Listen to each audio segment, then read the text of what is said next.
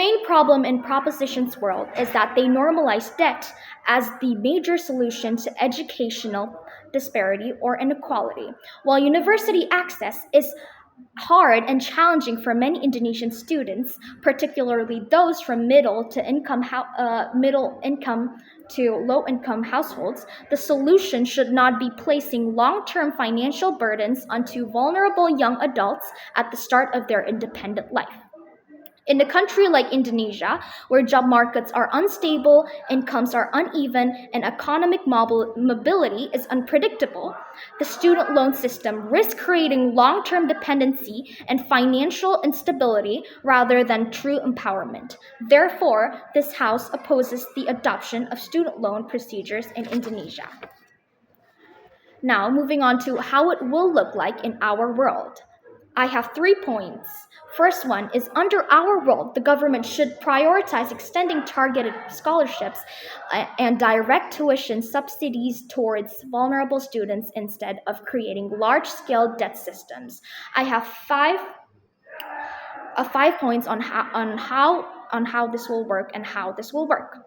First point is many lower income and middle income students in Indonesia are already categorized or grouped within financially unstable households.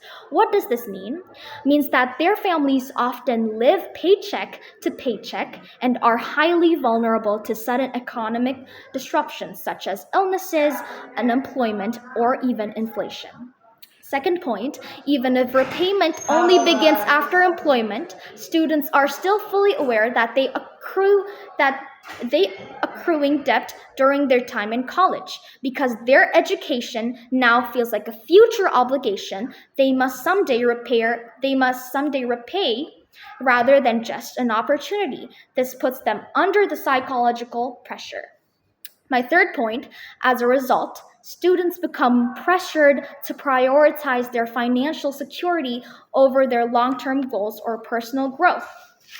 Now, because repayment require people to concentrate on generating immediate income, they become hesitant to pursue careers that are fulfilling to them but financially unpredictable.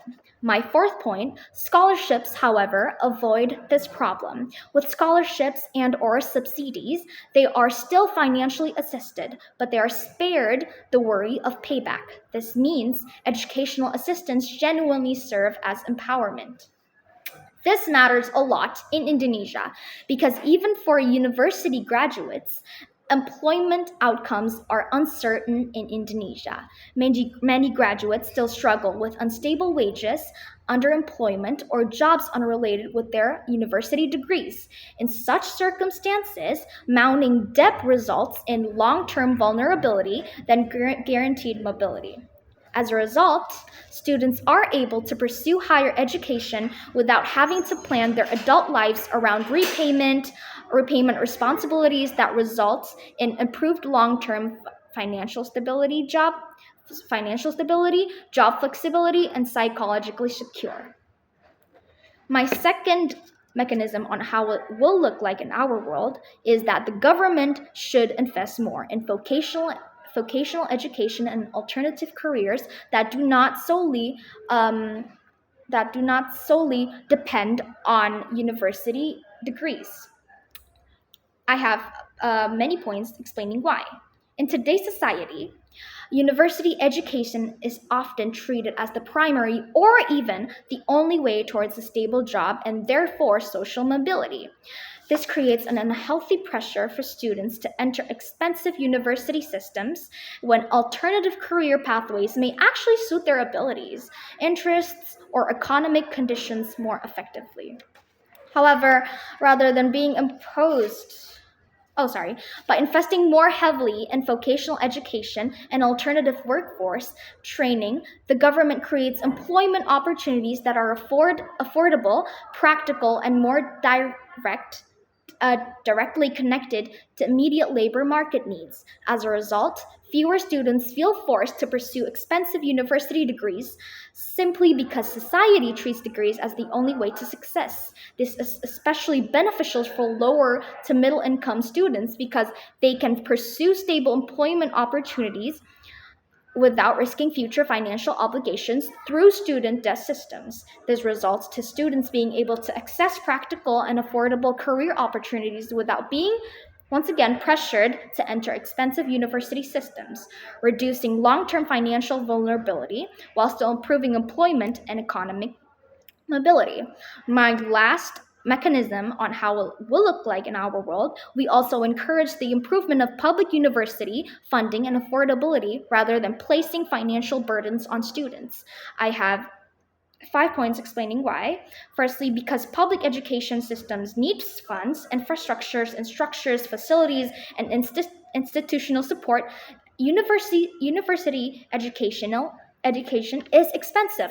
However, rather than being imposed individual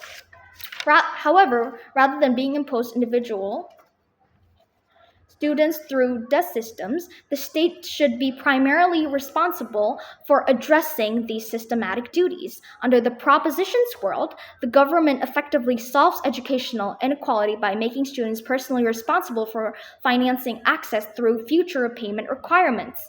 However, under ours, the government directly increases investment into public universities in order to gradually reduce tuition burdens and improve accessibility structurally. This approach treats education as a long-term national investment rather than just a transactional debt relationship between the state and the students. Universities are less reliant on expensive tuition to survive as direct financing increases. This makes education on more accessible without putting students under repayment obligations after graduation. As a result, unis become more affordable and accessible in a sustainable manner while students are protected from long-term debt dependency and financial insecurity after grad. Moving on to our question of debate.